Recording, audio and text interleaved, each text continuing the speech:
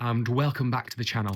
In this video, we're continuing our journey of AQA GCSE Physics, and we're on paper 1. We're exploring elastic energy stores and the concept of work done. Grab yourself your pen, your A3 paper, and relax. Follow along, ready to learn in 3, 2, 1, let's go.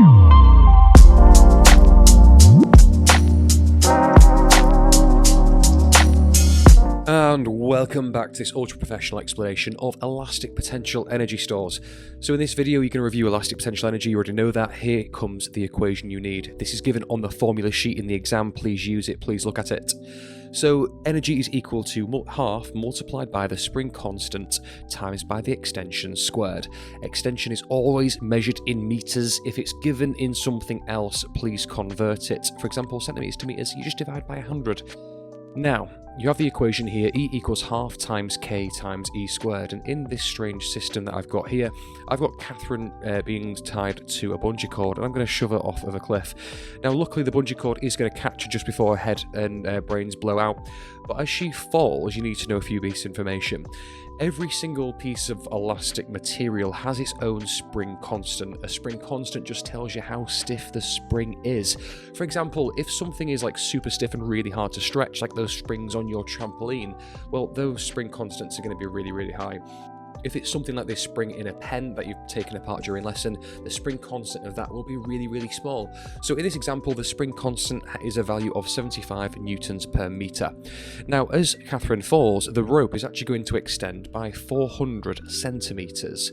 So we're going to convert that into meters straight away by dividing by 100. If you ever see centimeters in physics, please be ready to divide by 100 and get it into meters.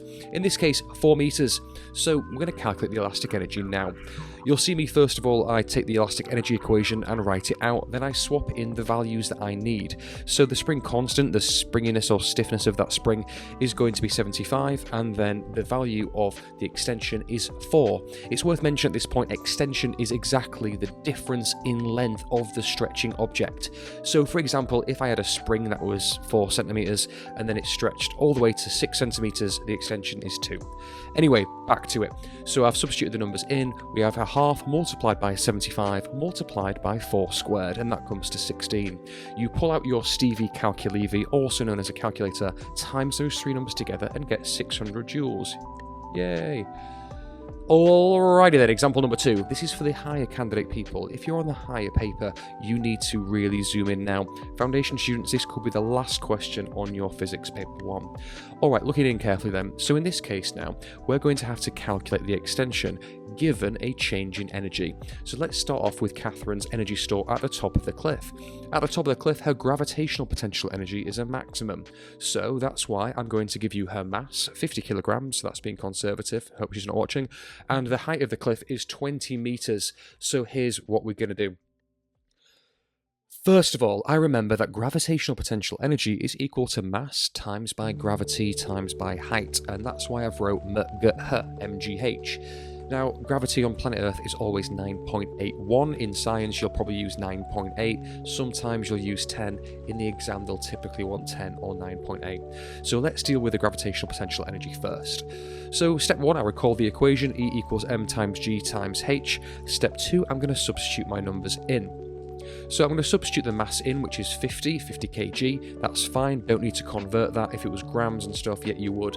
Next, I put g in for 9.81, and then finally height is 20 meters. So all I do next is times those 3 numbers together and get the value 9,810 joules. No problem. So now I've got is the gravitational potential energy of Catherine at the top of the cliff. I've got no idea of the extension yet, keep watching. Alright, so here's what I do. I assume that all 9,810 joules is going to get transferred to the elastic energy store of the bungee cord. So I've made 9,810 equal to a half times K times E squared. Remember, that's just the elastic potential energy equation. Alright, step 2. I put the numbers in that I already knew, so I knew the bungee cord had a spring constant of 75. Cool. So, I've got 9,810 equals a half times 75 times my mystery e squared. Next step, I'm going to simplify the right side. I'm going to times a half by 75. That gives me 37.5. I've still got the e squared there, so it still says times e squared. Next step, I'm going to take 9,810 and divide by 37.5. That gets e squared all by its onesie savvy or by itself. Therefore, doing so, I have 261.6 equals e squared. Not finished yet. I want e by itself, not squared, so I'm going to square root both sides.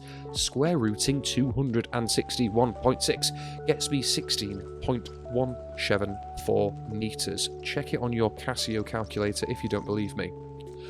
All right, now we're going into the world of stretching a spring. So this is kind of some of the more core knowledge that you need to know. So whenever I stretch a spring or try and pull somebody's head off or do any kind of work against tension, you're effectively applying a pulling force and you are doing work against the force of tension in that object. Alright, now the type of work you are doing is called mechanical work as opposed to electrical work. Now you can plot a graph of force against extension and it looks a little bit something like this. If the object is obeying Hooke's law or is within what it's called its elastic limit of proportionality, you will see a directly proportional relationship. Alright, whoa, slow down. Long story short, if you apply a force to an object and the extension goes up in a similar amount to the force, you're going to get something called a straight line through the origin. It's 2 marks at GCSE for knowing that direct proportionality means a straight line through the origin, but sometimes students like to stretch springs too far. Right, take a look at this one. So in this graph, you can see it doesn't obey Hooke's law. It's not a beautiful straight line like my first one. In fact, at that point in green, the student has gone beyond the spring's elastic limit. What that means is, before that point, the spring was undergoing something called elastic deformation. It means the object will return to its original length. After that point, the point where they broke it, the elastic limit of proportionality, the spring will no longer return to its original length. If you have to explain what happens in this graph, you say the spring has gone beyond its elastic limit of proportionality and will no longer return to its original length. Alright.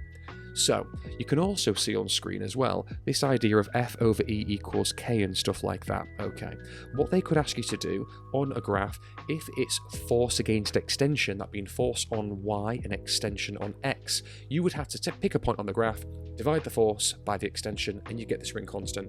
But if they swap the axis, do the same thing, but at the end put 1 divided by your answer, and you'll still get the spring constant, I promise. Alright, that was fun. Now we're switching into the world of work done. Follow me. So make a new section on your A3 paper with your Sharpie. If you're using a pen and paper, that's fine, we don't judge you too harshly on this channel. Now work is done when a force moves an object through a distance. Now we always do work against a force. So we have the equation work done equals force times distance, where force is measured in newtons and distance is measured in meters. Work done is just an example of a transfer of energy, so that's still measured in joules. There's 2 types you need to know about, mechanical work and electrical work. Take a moment to highlight the key terms: force, object, distance, mechanical, electrical. If you sat there wondering what on earth electrical work is, it's just the work that gets done by electrons when they flow through a wire and have to oppose the force of resistance. So they do work against resistance and cause energy to be transferred. Anyway, back to it. Right, so I'm drawing a brand new system here. So on screen you can see the severed head of my late grandmother. We have missed her, she's a lovely lady. Now I'm dragging her head across the floor, I've tied it to a rope, whatever. As the skull drags across the floor, it does work against friction, so the skull will get slightly hotter. Pardon my hand going crazy now as I try and draw a brand new system for you to look at. Remember from the previous video, a system is just a group of objects. So in this system, a car is rolling uncontrollably down a hill before the brakes get applied, and you could be asked to explain the energy transfers in this system. It could be a car rolling down the hill, it could be a toddler falling down a hill, it could be a skateboarder, I don't care. It's something going down then stopping. Here's what you do. Right, at the top of the hill, the gravitational potential energy store is at a maximum, and then as it begins to fall down a hill, the gravitational potential energy store gets transferred to the kinetic energy store of the object.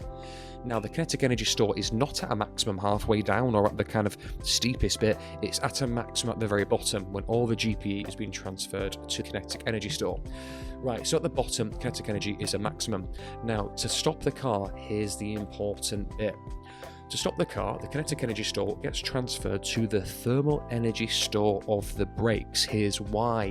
When you put brakes on a car, work gets done against friction between the brakes and the wheel. As a result, the thermal energy store increases. Remember, whenever work is done, energy gets transferred.